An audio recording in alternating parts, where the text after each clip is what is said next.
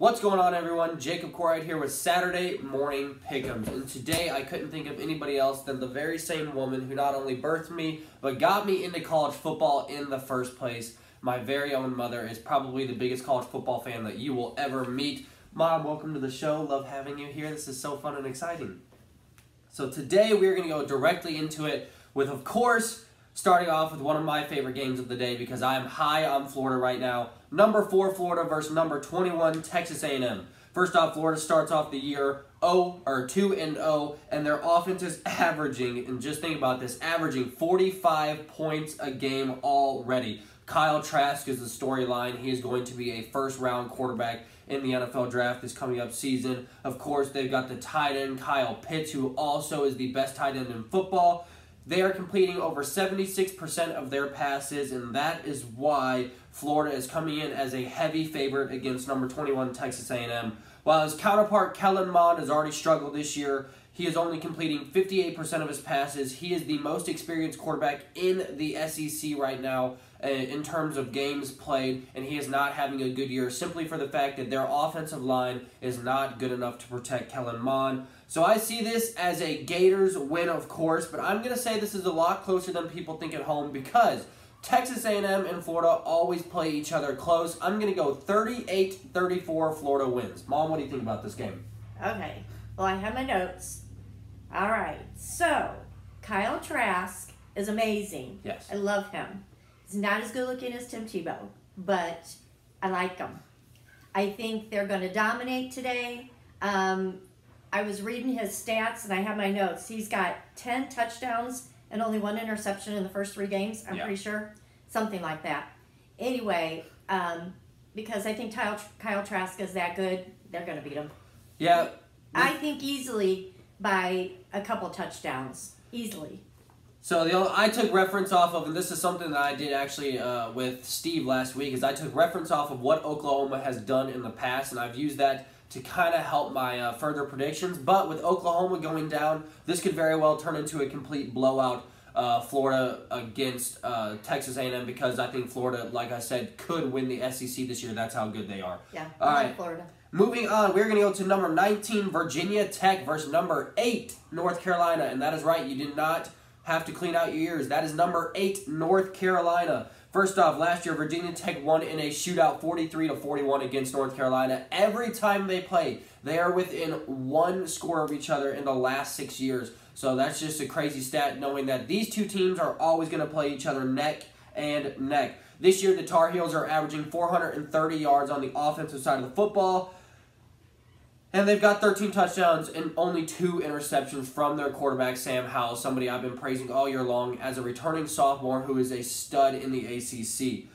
With a messy QB situation going on for the Virginia Tech Hokies, they have no idea who's going to be starting for them week to week. We saw the same problem with Georgia, but Georgia figured it out real quick last week.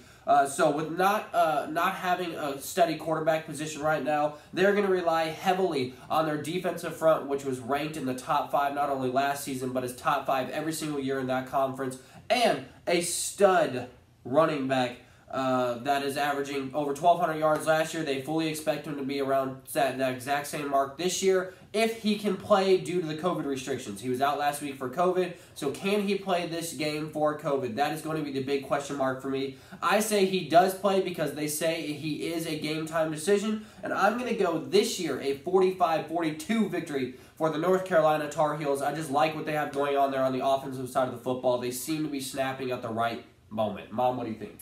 Okay, so both of these teams are neck and neck. Yep. They're both 2-0, right? Yep.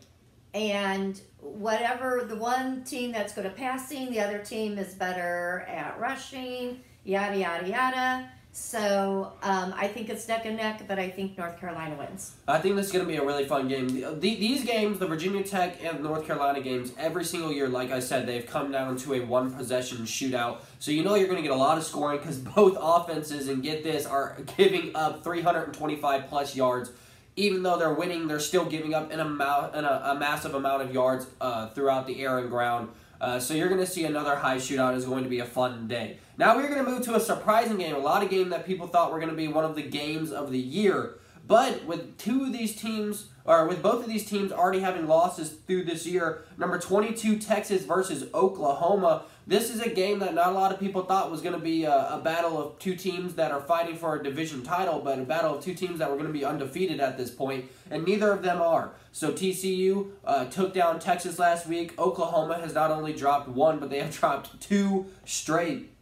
Sam Ehlinger, though, is off to a great start for Texas. 14 touchdowns, only 2 interceptions, and Texas looks solid on the offensive side of the football. While you go to the other side with Spencer Rattler, and here's something that I was talking about last week. This is the first time we've seen a vulnerable Oklahoma team. Usually Oklahoma has that quarterback that is going to throw for 600 yards, 4 touchdowns every game, and they can compete with the best of them. They're right there with Alabama one year, Auburn another year. But this is the very first year we've seen a vulnerable offense on that side of the football, and I just don't see the firepower that they've had in the past. Spencer Rattler is not Baker Mayfield. He is not Kyler Murray. So when you're taking two of those dynamic football players away and you're bringing in Spencer Rattler and you're expecting him to be those players, you're going to have a rough day if you're an Oklahoma fan. I'm going to say this is still played close simply because it is a big rivalry game, but I'm going to go Texas 28, Oklahoma 21 for the simple fact I do not like what I've seen on paper from Oklahoma. Mom, what do you think? Okay. I don't think so. Because I think this is Oklahoma's week. Okay. Even though I think that the Texas quarterback, how do you pronounce Sam his name? Ehlinger? Ehlinger? Yeah. Is that his name? Is that how I couldn't remember how you pronounced it. He has, 14 touchdowns? Yep. 14 touchdown passes in the first 3 games, which is huge. Yeah.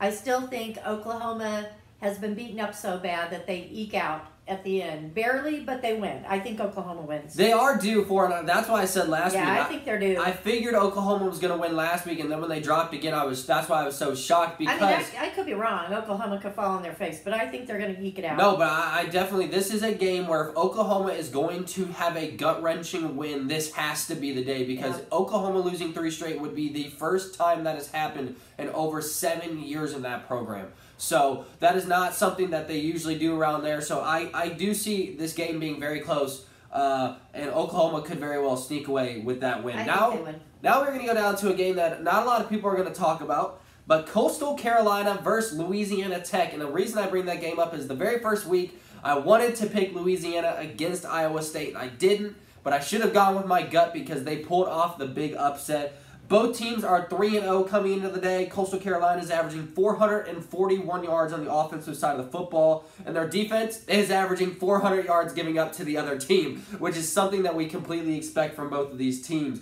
While Louisiana is having the upset of Iowa State on their resume already is such a big deal, they still average over 400 yards on the offensive side of the football, but give up a tremendous amount of 352 yards to the opposing team. So this is going to be another shootout game because neither of these teams can stop a single person from scoring a touchdown very clearly. This is the big asterisk for me. If the running back Elijah Mitchell plays, that is the star running back for Louisiana. Louisiana will win by at least 2 touchdowns easily. He's the best back in that conference. He averaged 2,000 yards a season, but he is out due to COVID restrictions, and they do not know if he will test this morning positive enough to play. So with that asterisk beside it, I say it's going to be a close game. 54-48, Louisiana wins. But if he plays, I say this is a Louisiana rout, and I'm sticking with my gut on this one. Mom, what do you think? Okay, well, who doesn't want to talk about Coastal North Carolina because they're called the Chanticleers? They are. I love that name. Yeah. So anyway, so for that alone, I love them. And I think they're 3-0 already, right? Yeah, both undefeated. Yeah, they're in. But Louisiana beat them 48-7 last year. Yeah. I mean, just ridiculous. You know, nobody even wants to watch that game. So anyway, I think it'll be close, but I think Louisiana wins. I think they win. Yeah. Even though I like Chanticleer. The name, yeah, I will admit, the name is pretty awesome. I love it. But I've got to go with Louisiana this time. Love it. I can't be persuaded out of it, Seth, so no more. I'm going to stick with my gut on this one. No, Louisiana wins. I don't think they win by a lot, but they win. They win. Now we're actually going to move to, speaking of Seth, his favorite team, the number 14 Tennessee Volunteers versus the number 3 Georgia Bulldogs. First and foremost, Tennessee has an offensive line that is top in the country for the first time and probably since they had Peyton Manning. So they have an offensive line that is allowing over 230 yards on the ground so far because they have backs like Gray who are very talented. Garantano is playing solid football for UT fans, and for that little number, you probably are not only surprised, but thanking the Lord on high that Garantano hasn't thrown 17 interceptions so far. What's the problem with this game? The Vols are going up against the Georgia Bulldogs in that insane defense. They have held their opponents to only 50 yards combined on the ground in their first 2 games. And they played an Auburn team that most people thought were going to be right there. I chose them to win last week in a close game. So most people thought that was going to be a great game, and Georgia came out and proved that their defense is top-notch and is the top defense in that conference this year so far. Stetson Benton, the quarterback for Georgia, the former walk-on, is an incredible story, but he is also somebody that can get the job done. He tossed a ton of touchdowns last week, no interceptions. He takes care of the football. For this simple fact that the Georgia defense is just too stout for Tennessee to score on, I'm going to go Georgia 28, Tennessee 10, which is not something a lot of UT fans want to hear, but I just don't see the firepower enough to not only keep up with the Georgia offense that is just a nice addition with Bennett in the quarterback position, but a defense that will not allow you to get into the end zone or run the ball, which is your specialty right now. Mom, what are you thinking? All right. Well, I live in Tennessee. I look terrible in orange. Orange is only for Halloween, but I like that. However, I think they're going to win today. You think UT wins? Yeah, UT wins. Wow, that is a huge proclamation considering UT wins. UT fans are telling me they're not going to win today. And like I said, I don't look good in orange. However, they're going to win. They're going to win. Well, I guess if that comes true, I'm going to have to be singing good old Rocky Top from the top of my lungs today. Well, but I don't know about that, but they'll win. I will be proven right because I do not see a way where 2 UT fans walk away happy today. Yeah, they win. All right, we are going to go down to the game of the day, and what a game this is. By the way, I think UT's underrated. Just saying. Oh, man. Just saying. UT fans, I mean, you know I'm what? not a UT fan. I still think know they're UT underrated. fans, I give you a hard time, but clearly you need my mom on your side because I'm not a fan, but I still think they're underrated. I'm a much more harsher critic than she is very clearly about your UT Vols. Clearly. All right, game of the day. Number 1, Clemson versus number 7, Miami. The biggest test for not only both teams so far, but the biggest test for a young Miami team. Clemson comes in with the best quarterback in the country and arguably the best running back in the country with Travis. And his last name, I think it's Etney, but it's French, so it's hard to pronounce, so I don't care. If you ever watch this, buddy, I do apologize. I really tried to learn it. But they have arguably the best duo in running back and quarterback as well, while Miami has King Harris and another Harris as well that is going to make plays for them.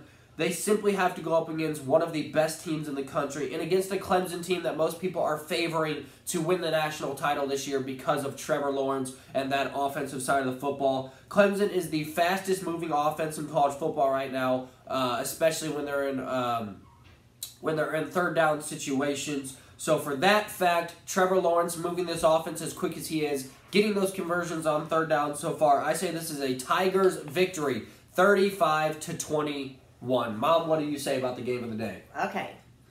Well, Miami's hot. They are. They're totally hot. They are. I mean, they are surprisingly. But all that glorious hair wins today.